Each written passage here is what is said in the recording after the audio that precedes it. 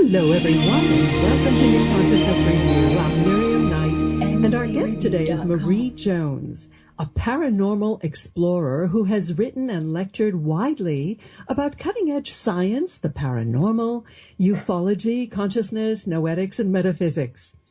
A popular guest on radio and TV, she was also the co-host of the Dreamland Radio show. Marie is the author of a book called PSIence, P-S-I-E-N-C-E, How New Discoveries in Quantum Physics and New Science May Explain the Existence of Paranormal Phenomena. And she has a very fruitful collaboration with Larry Flaxman, with whom she co-authored many books, including the Déjà Enigma. This book is from the future, and the one we will discuss today, The Grid, Exploring the Hidden Infrastructure of Reality. Welcome, Marie. I'm delighted you could join me. Oh, well, thank you so much for having me on. I really appreciate it. Well, now tell us a bit about your background. What made you decide to become an explorer of the paranormal? You know, people ask me that thinking that I have some wonderful ghost story from my childhood, or I saw a UFO. And I don't know. I just was, I from a very early age, I was reading, writing stories out in nature. My father was a geophysicist, so there were a lot of science textbooks around the house, and I just kind of grew up with a love of science, but my mom was real creative and spiritual. And so I kind of got the best of both worlds, but I really honestly cannot point to a definitive experience that got all this started. I just sort of came out of the womb that way. I remember being really young and believing in ghosts and believing in UFOs and aliens and reading about them, and you know, probably at such an early age where I'm not quite sure where I was exposed to it. So it's just, I kind of think that when you're interested in science, you naturally want to know what other realities are out there, because you kind of sense that there's more to than just what the five senses tell you. And I'll have to say that my dad, being a scientist, being in the hard sciences, the earth sciences, he was actually really open to the paranormal, and he loved the subject of UFOs. And I grew up in a household where my dad would get together with his colleagues who were also very brilliant scientists in different fields, and they would sit around the supper table in our kitchen back in New York, smoking and drinking beer and playing cards and talking about UFOs. So it was an early exposure, and one that stuck with me throughout my whole life. Well, now you mention in your book sort of an experience with your dad after he passed. Had you had any other paranormal experiences before then? Not a lot, and that makes me really frustrated. I don't know if it's because I have that side to me that's very left brain analytical, scientific, show me proof. The experiences that I've had throughout my life have been very elusive. I've had more experiences that you might call metaphysical, in terms of getting that, that sort of sense of being able to see beyond the five senses, experiences that I've had during meditations where I felt really open and aware, and that my consciousness was everywhere at once. I've had more of that kind of experience than anything that I might describe as paranormal. There are a couple of things that happened. When I was 14, we moved to California from New York, and one of the very first friends that I made was a girl named Carol. I won't say her whole name for privacy reasons, but her family was experiencing poltergeist activity, and these were good, honest people. They were Lutherans, and they had been asking the Lutheran Church for help, but they couldn't get any because they didn't do exorcisms. They had no clue how to deal with this type of activity. And at the time, I was just such an avid reader and explorer that I decided to do a lot of reading and see if I could help them. And I refused to stay overnight at her house, even though she kept asking me. But one night I did. And I didn't experience the flying objects that the family would in the den and eating breakfast. And all of a sudden I froze and I felt something literally move through me. I've never felt this kind of feeling before in my life. And even before I could say anything, Carol, who was sitting on the couch behind me, said, "Did you feel that?" And it was like, whoa. Mm-hmm. Mm-hmm. And then later in life, I remember walking into a Halloween party here in San Diego at a big mansion. And it was a big party. And there was a room where they said, you know, we really don't want people to go in that room. So put your coats and purses in a different room. And I remember, of course, if you tell me not to do something, I'm probably going to do it. I went into that room and was just repelled. I thought I was going to throw up. I just was repelled by the energy. Mm-hmm. And so come to find out later that supposedly that house was haunted and that in that room a murder had occurred. And so they normally didn't like people to go in there because you would have some kind of negative experience. Sure. And I didn't find that out till later. I had no clue. And then, you know, a few years back, I remember seeing something. I was very involved with Mutual UFO Network because UFOs really are my first love, probably thanks to my dad and his colleagues. I saw something that I couldn't explain, but I didn't necessarily see an alien craft. So my experiences have been elusive.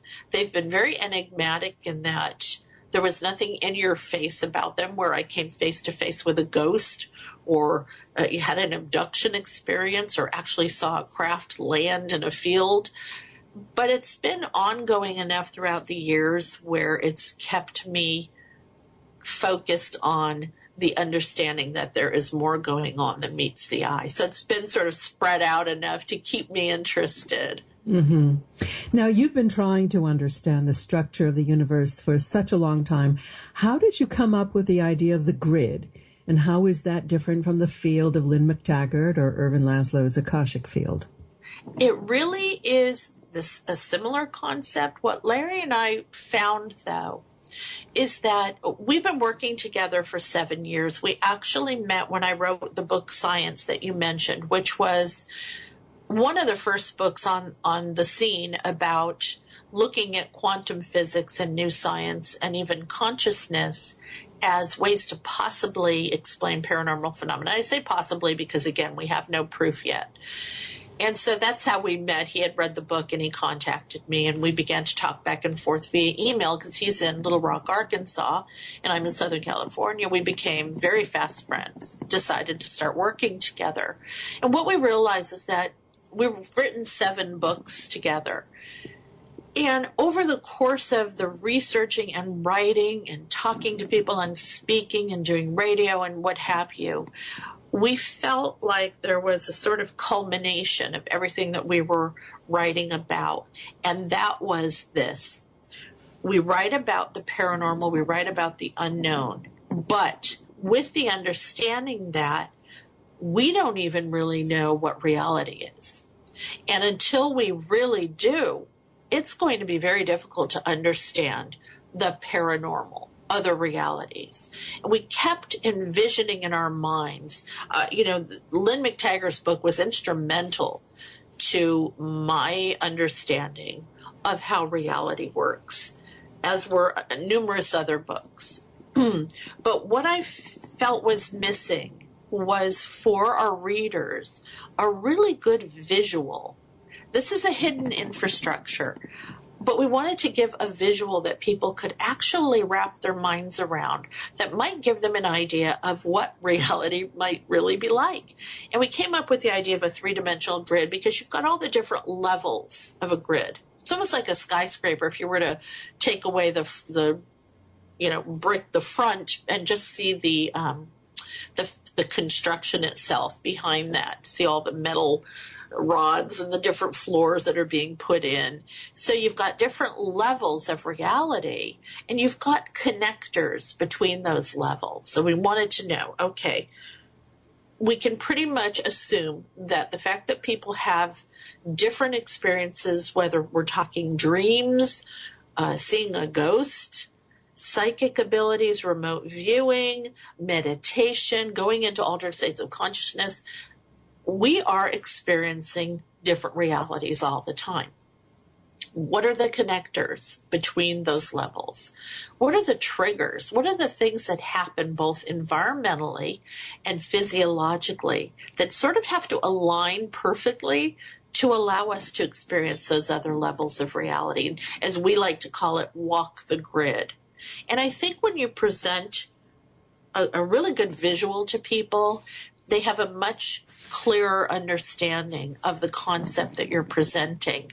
So a lot of the readers really responded to this idea of this big three-dimensional grid that we exist within, and sort of going up and down and across to the different levels via these connectors. And that really just, it's work in progress. I hate to say that it's a culmination, because we're still working on a lot of the details, but it really just sort of made sense to us. And then we had other people contacting us saying, oh, I've seen the grid in my meditation or in my visions or in my readings. I've actually seen the grid. And I was like, oh, okay, so this concept it's sort of, maybe it's archetypal, who knows? But it's something that our subconscious gets, it understands. Mm-hmm. So how do matter and energy traverse the grid or operate within it? Well, the great thing about things that occur at the quantum level is that they can do things that we, haven't quite figured out how to do at the grander, more cosmic scale. And one of the things that really fascinated us with the grid concept is that at the most fundamental level, reality is not beholden to the rules and limitations that we seem to think apply to us on the grander scale. And a good example of that might be that right now I'm sitting on a chair. I'm sitting on my desk chair, and it's solid. Well, it's holding me up. It's holding up my weight. The thing is, though, is that at the subatomic level, it's not solid at all. It's a bunch of particles moving in and out and interacting, but there's a lot of empty space between them. There is no such thing as solidity. We are not solid, yet we think we are because we feel that way and we look that way. We're sort of, we sort of operate from the five senses again. We forget the fact that there is another fundamental reality going on. So when you start to look at the way that energy and matter behave, especially at the subatomic level, it becomes very paranormal. It becomes very metaphysical and spooky, because energy is able to do things. It's able to behave in ways. Matter, particles are able to be in two places at once. Particles are able to go into the future, we're able to influence the behavior of particles just by the sheer act of observation. And all of that seems like stuff that you would read in science fiction novels, but it's the reality at that level. So even Einstein's called it spooky action at a distance. Yeah. And he didn't believe it was true. And, shortly after he died, of course, other people took his work and ran with it and showed that it indeed was. But I think it's just really hard for us to get that, because we're so focused on the bigger scale of existence. And I think we can be fooled by that. Well, certainly many teachers and authors have been writing about the wave-particle duality and experiments, right, and the effect of the observer. So how does that collapse the wave function? How do you understand it? It's funny. I remember reading a book by Dr. Wayne Dyer. I absolutely adore his work. And he said something that is one of my mottos to this day, that what you focus on expands. What you focus on becomes your reality. And he had written a book called The Power of Intention and talked a little bit about quantum physics and the fact that an observer we cannot have a particle. We cannot know the position of a particle and the momentum at the same time. It's impossible, because the minute you fix a particle, it loses momentum.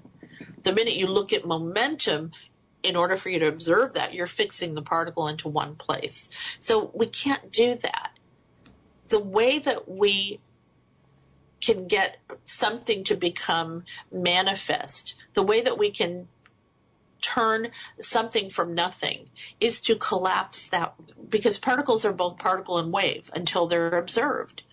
And what happens is, when you observe it, and I'm not just talking about human beings, observation can take the form of any kind of measurement device, because what it does is it fixes it into a particular position, and thereby the particle becomes real, becomes a physical manifestation. It's no longer a wave of potentiality or possibility. So for people to kind of apply that maybe to a grander scale, does that mean that our entire reality, whether we're talking individually or collectively, because we're all buying into a collective reality, is the result of observation of particles and stopping the wave function, giving them a particular position, giving them a particular form, and then ignoring all the other potentialities that could have occurred, which leads to the multiverse theory. If you're going to collapse the wave function of a particle, there's also the understanding, the possibility, the theory, whatever you want to call it, that you're fixing it to a position. But at the very same time you do that, another universe opens up or branches off, in which that particle is not fixed, in which a different observation may fix it to a different position. And you start to realize that if that's the case, we're focusing our attention on very specific things and accepting them as the full reality, while ignoring the fact that every other possibility exists out there too, that we did not focus on, that we did not collapse the wave function of. Now, you described an experiment at the University of Colorado and the National Institutes of Standards and Technology that you said may blow the whole notion of quantum limitation out of the water. I didn't quite understand it from your description, but you kind of indicated that it was really important. Can you explain it to me again and tell us why it is so important? Okay, let's see. It was the two mirrors with a little drum. Oh, this was, okay, so this was in Science Magazine in 2013. Trying to find a simple way. I'll explain it from the book, in that there was a tiny drum that was placed between two mirrors, and it was illuminated with a laser, so that when the mirrors were shaken, it became clear that the effects of the uncertainty principle of quantum physics, which states that one cannot measure both a particle's momentum and position at the same time, which we just discussed, was present. But what this proved, because this wasn't happening at the quantum scale, it was happening in a little bit of a larger scale, is that what works at the quantum level might actually be extrapolated to the cosmic level as well. The problem with physics for so long has been that you can look at things that happen at the quantum level, but you cannot apply them to the grander classical level. Physicists have been in search of the theory of everything that would do that, and nobody seems to have been able to find it. But this particular experiment showed that you can actually do something at a little bit of a bigger scale. This was not a subatomic experiment. This was done with little drums and mirrors, and it worked. This same process worked that would have worked at the subatomic scale. So the idea being that, can we now take that same experiment, do it on a bigger scale? Can we do it with bigger mirrors, with bigger drums, with bigger objects, to show that the same type of uncertainty principle will work that worked at the quantum level? So this was one of the first, and I don't know, to tell you the truth, because things change weekly, if anybody else has done anything since then. I could probably Google it at some point. This was done in February of 2013. Actually, this is when it was published. It was probably done a little bit before that. Mm-hmm. So the idea now, and one of the things that they're doing out at CERN in outside of Geneva, Switzerland, at the Large Hadron Collider, is trying to do this stuff too. They're trying to take quantum principles and see if they can be applied to a larger scale. And by larger scale, that doesn't necessarily mean as big as us humans. But even if you do something that is visible, that is a larger scale than something that is subatomic, which therefore is not visible. So I have a funny feeling that the metaphysical community and even ancient religions that talked about things like the kingdom of heaven, which I believe was the 0-point field. But I have a feeling that metaphysics, even though science has not really recognized it as being a valid field of study, but I think that that field has taken this idea that what happens at the quantum level also happens to us as human beings. It also happens at the cosmic scale in terms of the universe and solar systems and what have you. I don't see why it wouldn't. To me, the fundamental ways that reality operates at the smallest scale, it makes sense that those same laws would operate at the larger scale. And I think as above, so below. Yeah, that's right. That's the quest of the grid. That's the quest of these kinds of experiments. If you can do something a little bit bigger next time around and show that the same principles exist and just keep doing it bigger, bigger, bigger, I think eventually that theory of everything is going to fall into place. So how do you understand the nature of the 0-point field? That changed my life when I read Lynn's book. And the thing is that I had already been aware of this idea of I love the way a physicist, Hal Puthoff, explains it in Lynn's book as a grand ground state of reality, of fundamental reality. It's like the source. It's like George Lucas's The Force. To me, I've always envisioned the 0-point field as being the most basic and foundational level of existence, and really like a sea of virtual particles that are popping in and out of existence. They haven't taken form yet because they haven't been observed. Their wave functions haven't quite been collapsed yet. But once they are, they can become anything from a chair to a dog to a computer to another planet. And so it's that source that it's funny because, I mean, I hate to refer to it in religious terms, but it's almost a God source in a way. It's creative. It's generative. It's foundational. Everything comes from it. Everything returns to it. There's no sense of time. Why would there be? Because the entire landscape of time exists within this field. And again, the reason why Larry and I expanded that into a more of a grid visual is because we wanted to show people the possibility that all these different levels of reality, there may be infinite levels for all we know, have connectors. They have levels. And maybe when we dream, we're on level B. And maybe when we have a psychic experience, we're on level F. And, you know, some people have really amazing paranormal experiences and they may be on level Z. But there's connectors. There's ways that we're able to access those levels. And I think that we do it sometimes involuntarily. And I think sometimes we can practice different techniques that allow us to do it voluntarily. You describe quite a number of different connectors, as you call them. Can you give some examples? That was one of the really tough things because we always felt like, okay, you know, why does somebody easily see a ghost, let's say, or have a psychic experience, or seem to be really adept at something like remote viewing, the ability to see things at a distance, or And why do other people not have a psychic bone in their body? And what we started to look at was the fact that, well, first of all,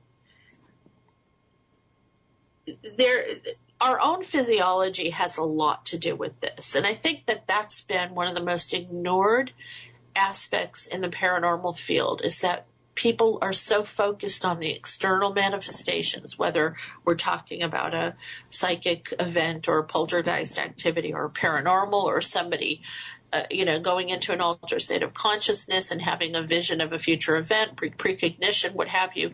So much of the focus has been on externals. Not enough has been on what our own bodies have to do with it. So we looked at a couple of different things. We looked at human consciousness. Obviously, our consciousness is the quote-unquote observer when it comes to collapsing the wave functions that are occurring in our own lives and creating our individual and collective realities. I think human consciousness is not just a connector between levels of reality, but a driver of experiencing those levels of reality. We can alter our state of consciousness at will. We can change our brain waves at will and have different experiences of other realities. Another one that Larry and I found, we wrote a book called The Resonance Key a few years ago, and we were absolutely fascinated by the fact that vibrational frequency and matching the vibrational frequency of thought and intention and consciousness to an external force or reality could possibly allow you to then experience that reality. So that was another connector that we looked at. But we went a little bit deeper too into trying to find out what it is about human physiology that might be interacting with environmental forces and aligning perfectly to allow people to experience other levels of the grid. And when I talk about physiology, I'm talking about things like brain chemicals, hormones, even what you've eaten, prescription drugs you've taken. What we started to realize is that certain types of people seem to have more experiences of other levels of reality than others. And it doesn't have anything to do with belief, which we thought it would. It has so much more, we think, to do with what's going on in our bodies and also what may be going on environmentally in terms of weather, barometric pressure, the presence of water, seismic activity. We were putting all these different clues together to try to figure out why you could have a group of 10 people in a location and 5 would see a ghost or an entity and the other 5 would see nothing. What's the deal? Are they lying? Is there nothing going on? What is the difference between these 5 people and those? And we began to realize that the human body is such a huge key. It's such a huge connector. If we could figure out what brain chemicals, what hormones are involved, what the balances need to be, we might actually be able to create paranormal experiences in people that have never had them before.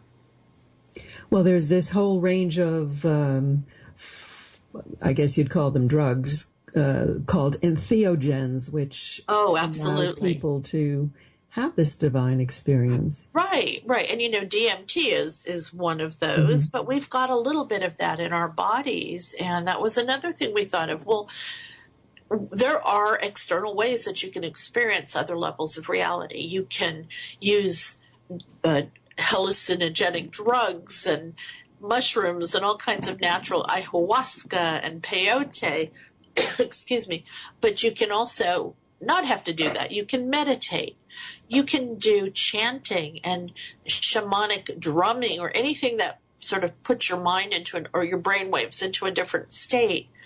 I think dreams, whenever we dream, and I'm starting to see more and more studies come out that are saying, we thought about dreams the wrong way all these years. We were thinking they were our subconscious kind of mulling through the day and symbolically telling us what we needed to know. But you're hearing more and more about people who think that dreams may be a doorway to other realities, and how the experiences that we have in certain dreams, especially lucid dreaming, are so realistic, excuse me, that our brains and our bodies don't know the difference between what's happening to us in that dream and what's happening to us in the waking state. That's how realistic they are.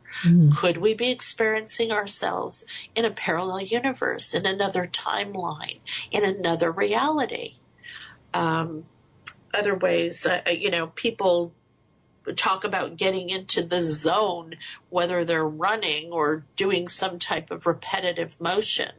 I think there are a lot of ways other than taking drugs that you can experience the different realities of the grid. I think sometimes they happen when we least expect them. I think déjà vu is a perfect example of that. There's been a ton of scientific research into déjà vu, and we still don't know what triggers it. We know how to trigger it.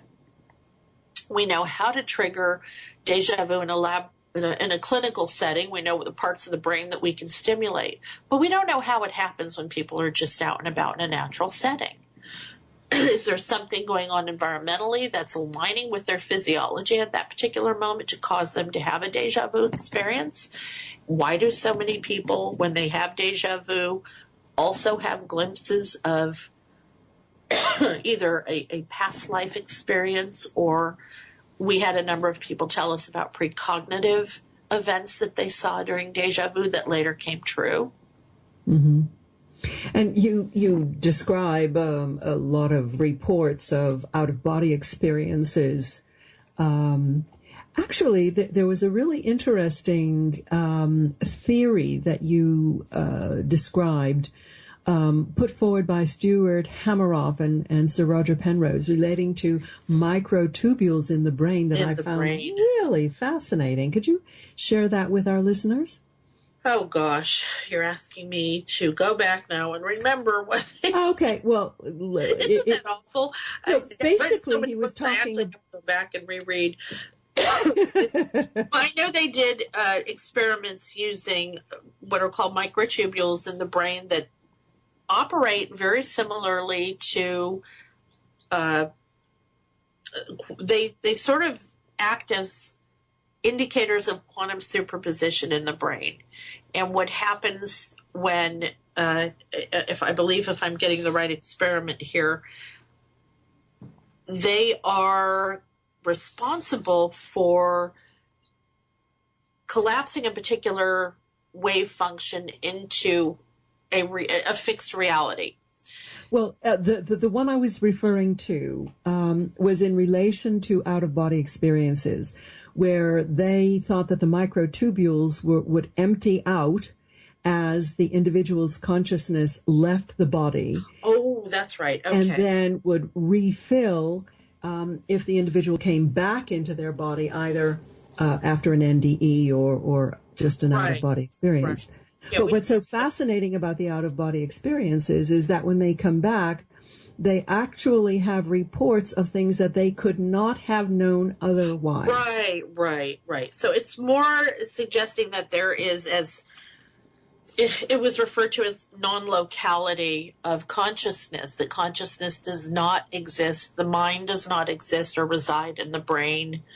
It does not pass away when we die. It is an external... I think also there's a holographic element to it, that consciousness may exist outside of us, or that we can at least project it outside of us so that when our bodies die, the consciousness continues on. During a near-death experience, the body may be dead for a while, but there is a part of us that continues to be aware. People during OBEs and NDEs have reported being able to hear what doctors and nurses are saying in the hospital room. And then when they're revived, they repeat that, and it was all accurate. It was all true. People who have out-of-body experiences often can accurately report what somebody else was doing. It's almost like remote viewing. They can see something that's going on at a distance where they're visiting, where their consciousness is visiting, and then later on find out that that information was purely accurate.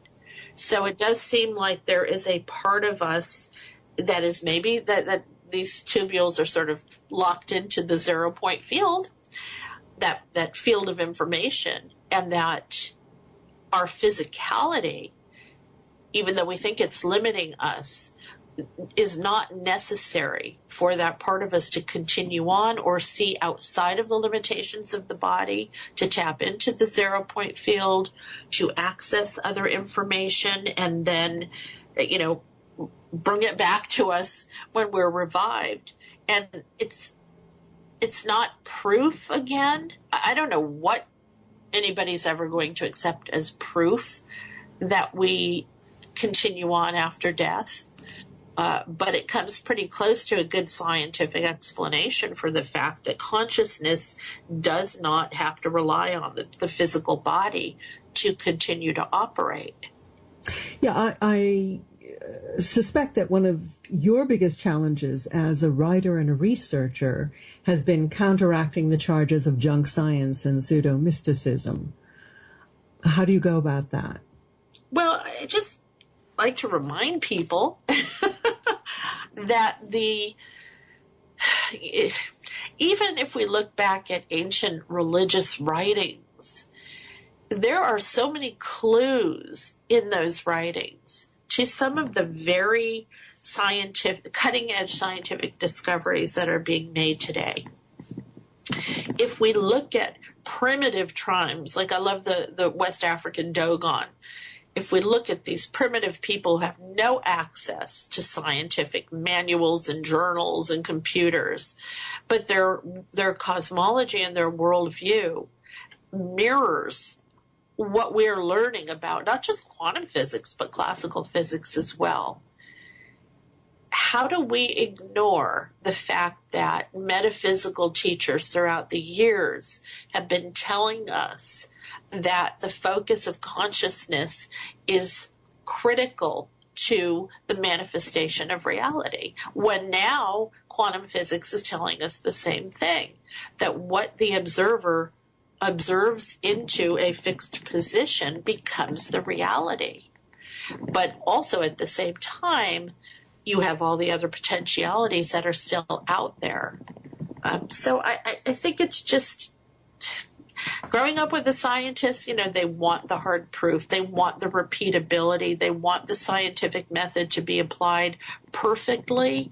But what Larry and I have found is that when it comes to the anomalous, the paranormal, even the metaphysical, we might need a different kind of scientific methodology to work with, because a lot of this is subjective, a lot of it is experiential, a lot of this is not necessarily repeatable, and yet that doesn't mean it's not true, it's not real, it's not happening to people. So it might require a deviation from the same scientific method that is used by hard science to apply to these more elusive, more subjective sciences. Well, we see so much of this in medicine and in all of the sciences, where any effect that doesn't is not coherent with existing or accepted scientific principles is ignored, is put aside, because they don't know how to deal with it. Right. I remember interviewing an archaeologist years ago who told me that the British Museum basement is full of all kinds of artifacts that will never see the light of day because they're anachronistic. They're outside of their time, and nobody can explain how they could possibly be found where they were found. Right.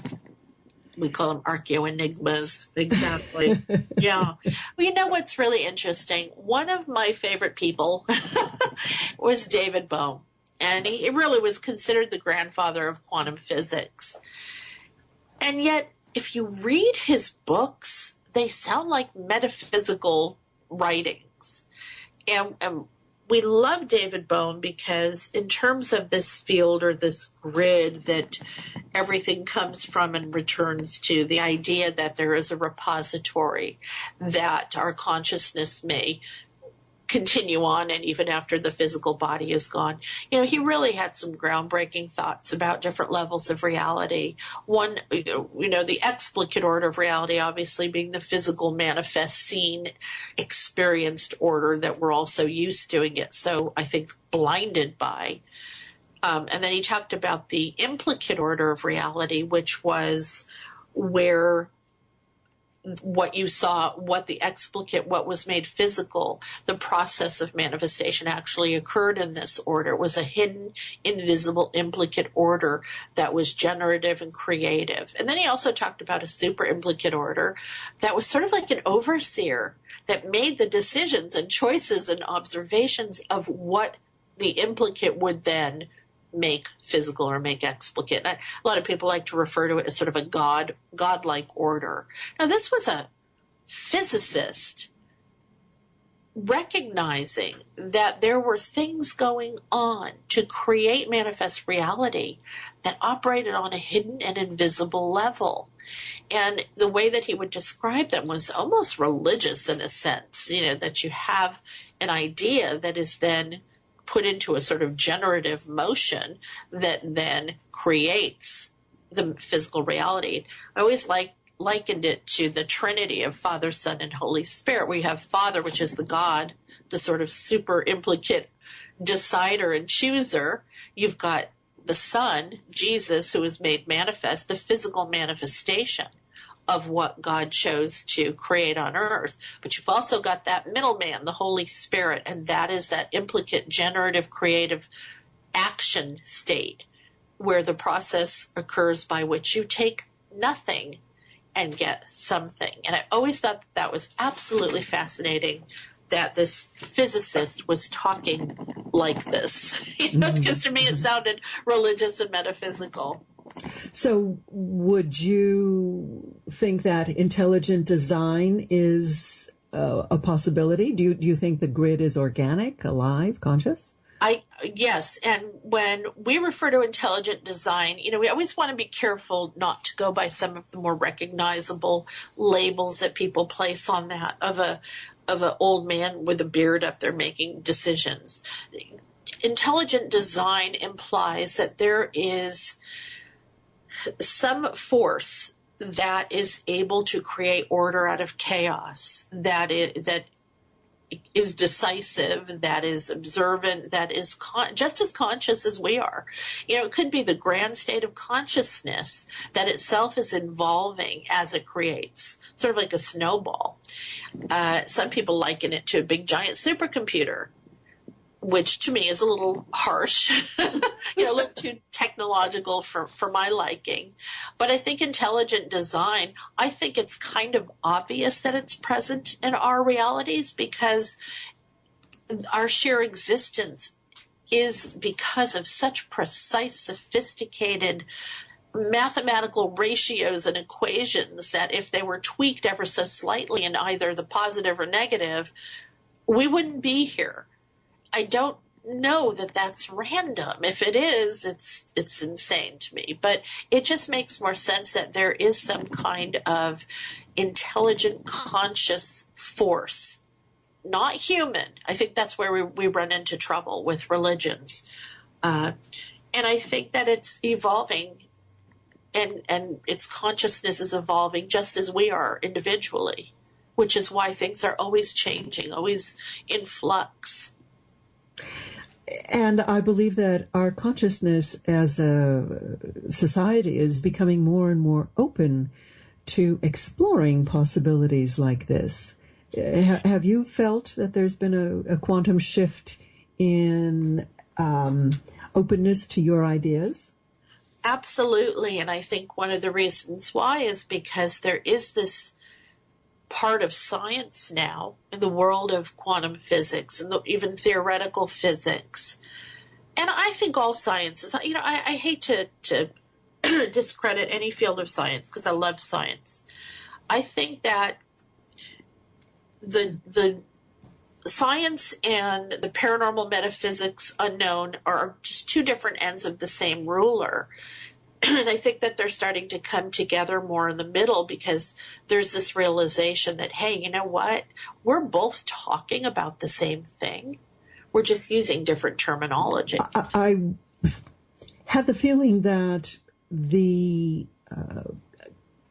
connection at the fundamental level that you describe within the grid and you extrapolate to the connection among humanity is really the important emerging reality for us to internalize and to realize the connection that we have as human beings, and the same reaction that you give to physics and science. You must understand that our experience of God is also coming from our individual perspectives. I think that's probably one of the most important contributions of a book like yours. The whole point of this is that we're all on the grid. We're a part of it. We're all connected. The division that occurs because of our five senses. But at that deeper, more fundamental level, there is no connection. I think that's something that quantum physics has really taught us, that at the most basic level of our existence as human beings, we're not solid. We're a bunch of interchanging, moving particles. We blend into the particles of everything around us. And it's the act of consciousness that really gives shape and form and focus to individual objects. But at that most fundamental level, we're all part of that sea of potentiality. We're all connected. We obviously know energetically that what we do influences the people around us because our energy fields are all interacting. We're all constantly, we're entangled. There's another wonderful term from quantum physics. We are all entangled with each other. The separation that we see is really of the five senses. It's not the true reality at that more deeper fundamental level.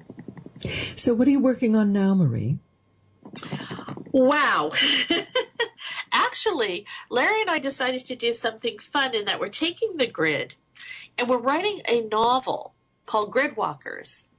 And we always wanted to try this. We wanted to take some of the scientific research and theories in one of our nonfiction books and novelize it into a story where we could kind of show it in action in a fun fictional story. So that's a little bit different. And we also have a book out called Viral Mythology, which is about how information and ideas went viral in ancient times without cell phones and computers and social networking. So that was a really cool, interesting book to write. The original Jungle Telegraph. There you go. And is there a website where people could find out more about this? Yes, there is. They can go to www.paraexplorers.com, P-A-R-A, paraexplorers.com. And my personal website is mariedjones.com. And find out what we're doing and what I'm doing and what we have coming up, because we're always working on something. And is there like a community on paraexplorers.com? Not really. It seems like our community is on Facebook. We are big with social networking. So people can find us on Facebook and Twitter and LinkedIn and those places as well. And we're really active. We have a Facebook page for Para Explorers that's very active. So that would be the one to look for? Facebook? Yeah. They could look for just Para Explorers on Facebook. Okay, great. Well, Marie, it's been fascinating. I've been speaking with Marie D. Jones, co-author of The Grid, Exploring the Hidden Infrastructure of Reality. Thank you so much for being with us today, Marie. Thank you. I appreciate it. It's been a pleasure. Next week, our guest is going to be clinical psychologist Dr. Alan Botkin. He'll be discussing his book, Induced After-Death Communication, A Miraculous Therapy for Grief and Loss. And now we're going to close with our track of the week by Kaya called The Alchemist.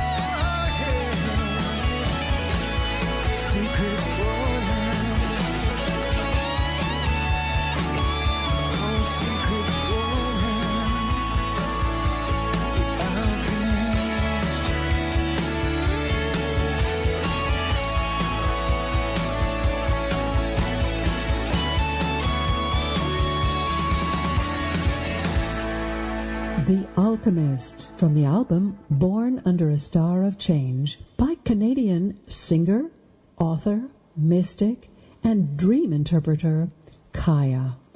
Kaya's website is ucm.ca. Well, that's our show for today. I hope you enjoyed it, and I hope you'll join us next week. In the meantime, you can visit our website, ncreview.com.